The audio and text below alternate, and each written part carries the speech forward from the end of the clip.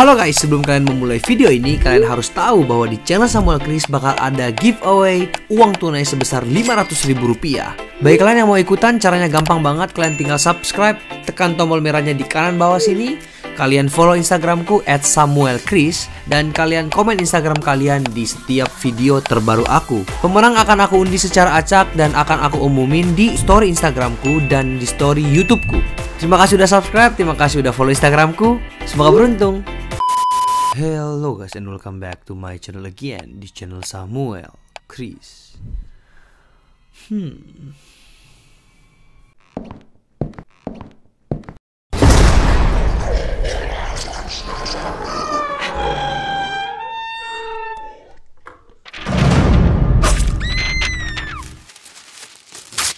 Fans atau penggemar. Semua public figure pasti memiliki fans. Karena kalau mereka nggak punya fans, pasti mereka bukan public figure. Nah, tapi di antara penggemar-penggemarnya itu ada terbagi menjadi beberapa bagian lagi. Salah satunya itu ada fans yang biasa aja, yang apapun yang terjadi sama orang tersebut ya udah biasa aja gitu loh. Bisa dibilang fans pasif ya. Jadi cuma mengikuti aktivitas tapi nggak ada komentar, nggak ada apa, hanya menonton saja dari jauh gitu. Terus ada fans yang bisa dibilang cukup aktif, yang selalu mensupport public figure ini. Jadi apapun yang dibuat, disupport, diberikan kalimat positif, diberikan semangat, ide, dan lain-lain. Dan ada satu juga bagian fans dimana bisa dibilang fans ini tergolong fans yang ekstrim. Dan karena saking ekstrimnya dia mencintai atau menggemari public figure tersebut atau orang tersebut, dia sampai melakukan hal yang di luar akal sehat. Di kasus pembunuhan hari ini, aku akan membahas sebuah kasus yang sangat-sangat heboh baru saja, dan ini kisah asli. Kejadiannya itu terjadi pada tahun 2019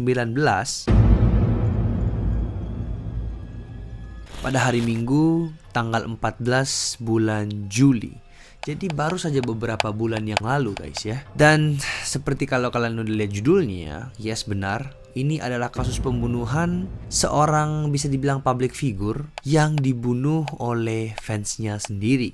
Jadi kisahnya itu bagaimana? Mari kita bahas sekarang. Mungkin di antara kalian sudah ada beberapa yang pernah mendengar kasus Bianca Devins ini. Remaja berusia 17 tahun yang dibunuh oleh mantan pacarnya dan juga fansnya sendiri. Ini sudah menyebar luas. Bahkan bisa dibilang sudah ada beberapa YouTuber yang membahas tentang masalah ini ya. Tapi untuk di video kali ini aku akan membahas lebih detail lagi dan lebih dalam lagi sebenarnya apa sih yang terjadi dan apa yang memicu terjadinya pembunuhan ini. Kita mulai dari latar belakang Bianca Devins ini dulu. Jadi Bianca Devins ini ada seorang eager yang kita bisa bilang kalau eager itu berarti cewek yang cukup aktif di internet ya. Dan dia ini memiliki beberapa sosial media seperti Facebook, Instagram, dan Discord. Kalau kalian nggak tahu Discord tuh biasanya digunakan untuk para gamers ketika ingin melakukan chat ya. Dan tipikal eager dari Bianca ini adalah tipikal yang selalu menggabungkan antara anime dan game. Dan itulah mungkin yang menyebabkan lingkungan fansnya itu ya orang-orang daerah-daerah sana yang penyuka games, penyuka anime, dan hampir kebanyakan fansnya itu adalah cowok. Dia memiliki akun Instagram yang bernama ESCTY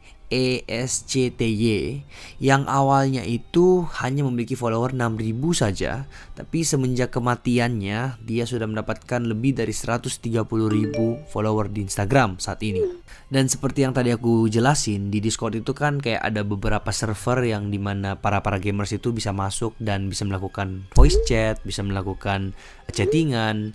Dan Bianca ini termasuk salah satu anggota yang cukup aktif di server yang bernama 4chan.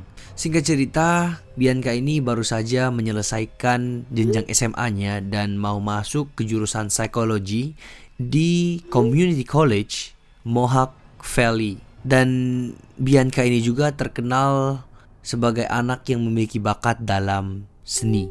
Nah, pada saat itu Bianca bertemu dengan mantan pacarnya ini yang awalnya fansnya.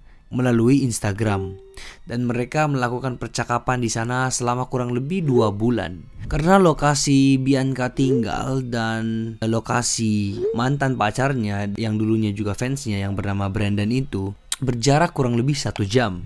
Jadi ya mereka hanya menghabiskan waktunya melalui chattingan di DM Instagram saja.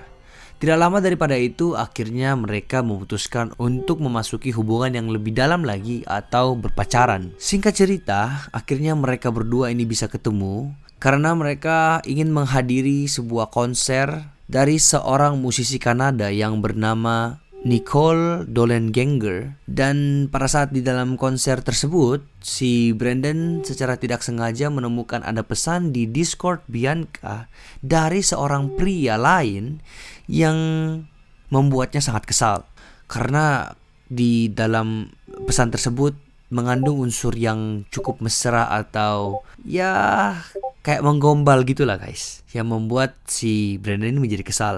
Karena si Bianca takut dengan Brandon, akhirnya si Bianca pergi dan meninggalkan Brandon untuk ke sebuah konser bersama temannya yang juga laki-laki pada saat itu. Jadi sebenarnya hubungan Bianca sama laki-laki ini hanya sekedar sebatas teman doang. Tapi itulah yang memicu lagi Brandon untuk melakukan aksi pembunuhan ini. Setelah konsernya selesai, Brandon pun menjemput Bianca dari konser tersebut. Dan disinilah kronologinya. Brandon kemudian menyetir mobil ke jalan buntu yang dimana seharusnya ia harus mengantar Bianca pulang, tapi dia menyetir ke jalan yang buntu dan Bianca dihabisi di sana. Beberapa jam sebelum ia membunuh Bianca, Brandon sudah nge-post beberapa story di Instagramnya dia yang menurutku itu cukup creepy ya. Akun Instagramnya itu bernama Yes Juliet, yang sekarang Instagramnya udah dihapus, tapi aku sempat mendapatkan beberapa screen capture tentang Instagramnya tersebut. Dalam unggahannya dia memperlihatkan ada sebuah kalimat yang seperti ini: "This is your life and it's ending 1 minute at a time." Jadi dia udah memberikan sinyal ya kepada orang-orang. Dan kemudian di story berikutnya, "Here comes hell, it's redemption right?" Itu kayak tibalah di neraka, ini adalah pembalasan kan? Dan diakhiri dengan "I'm sorry Bianca" atau "maafkan aku Bianca", kayak gitu. Dan setelah itu, setelah ia udah menghabisi korban, ia memotret atau dia kayak foto orangnya tersebut. Dan setelah itu dia upload foto tersebut ke Discord. Mungkin fotonya aku nggak akan tunjukin, tapi intinya di foto tersebut ada muka Bianca yang sangat jelas dengan kondisi leher yang sudah tersayat dan penuh dengan darah. Dan setelah itu, setelah dia post foto itu di Discord, dia menaruh caption di sana kayak, "Maaf, kalian harus mencari orang lain untuk kalian orbit." Jadi orbit di sini tuh kayak tindakan yang dilakukan oleh pria untuk mengechat atau untuk berinteraksi dengan orang yang ya fans gitu loh. Dan itu cukup terkenal kalau di Discord ya, di platform ini. Jadi kayak ya kurang lebih lah mereka intinya pesan ini kayak kamu harus cari orang lain gitu loh, karena Bianca udah nggak ada, singkatnya kayak gitu. Dan pada saat foto ini nyampai di temennya Bianca, temennya itu masih nggak percaya awalnya, kayak ini siapa sih, kayak gitu kan. Awalnya dihiraukan, tapi setelah dilihat lebih lagi, ternyata make up yang digunakan oleh cewek ini adalah make up yang sama dengan yang digunakan Bianca pada kemarin malam sebelum ke konser. Dan ini langsung membuatnya panik banget dan mereka semua ketakutan karena ternyata benar Bianca sudah meninggal. Dan pada saat Brandon ini mengepost itu ke Discord, dia langsung menelpon polisi atau 911 dan menceritakan semua hal ini ke polisi beserta dengan kejadian yang dimana ia ingin melakukan tindakan bunuh diri. Jadi pada saat polisinya datang, Brandon udah ditemukan dalam kondisi sekarat karena ada beberapa tusukan di bagian lehernya, dan itulah yang menjadi bukti bahwa ia sempat ingin melakukan tindakan bunuh diri.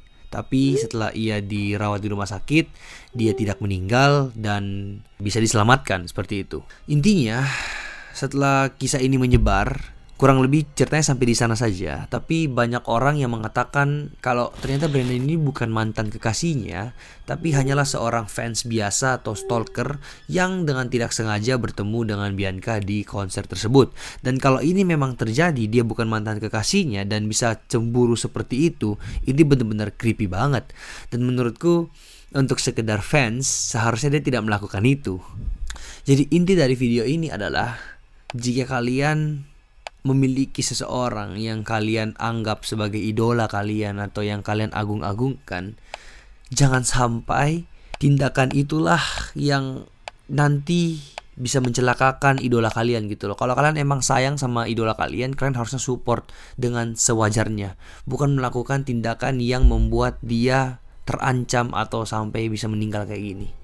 So, segitu aja videonya. Jika kalian suka dengan video ini, jangan lupa untuk like, komen, dan subscribe channel ini. Seperti biasa, saya Samuel Chris mengundurkan diri dari tempat kejadian. Bye-bye. Susi. Saya gak dibalas, dipanggil lagi. Susi. Susi. Susi. Kau seorang psycho yang tidak waras. Enyah kau dariku. Aku mulai mencium dengan penuh kasih sayang.